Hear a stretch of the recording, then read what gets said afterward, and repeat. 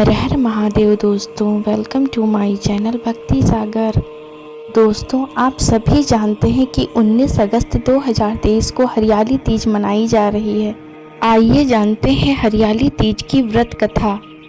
दोस्तों, हरियाली तीज का त्यौहार भगवान शिव और मां पार्वती के पुनर्मिलन के रूप में मनाया जाता है। पौराणिक मान्यताओं के अनुसार देवी पार्वती ने भगवान शिव को पति रूप में प्राप्त करने के लिए कठोर तपस्या की थी।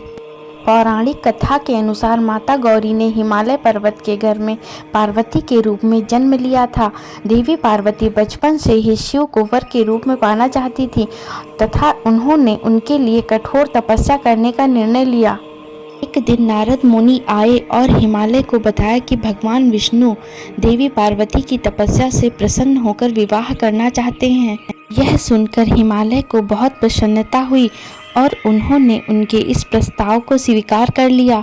धन नारद मुनि भगवान विष्णु के पास गए और कहा कि हिमालय ने अपनी पुत्री देवी पार्वती का विवाह आपसे करने के लिए तैयार हो गए हैं। इस पर भगवान विष्णु भी विवाह के लिए सहमत हो गए। इसके अलावा नारद मुनि देवी पार्वती के पास गए और उन्हें बताया कि उनके पिता हिमालय ने उनका विवाह भगवान विष्णु के साथ तय किया है। यह सुनकर माता पार्वती बहुत निराश होकर अपने परिवार से दूर अपनी सखियों के साथ एकांत स्थान पर चली गईं। उन्होंने रेत से एक शिवलिंग बनाया और कठोर व्रत करके उसकी पूजा करने लगी। इस तपस्या से भगवान शिव ने प्रसन्न होकर इच्छा पूरी करने का वचन दिया। इसी बीच माता पार्वती के पिता पर्वतराज हिमालय भी वहां पहुंचे। सच्चाई जानकर वह माता पार्वती का विवाह भगवान शिव से कराने के लिए तैयार हो गए।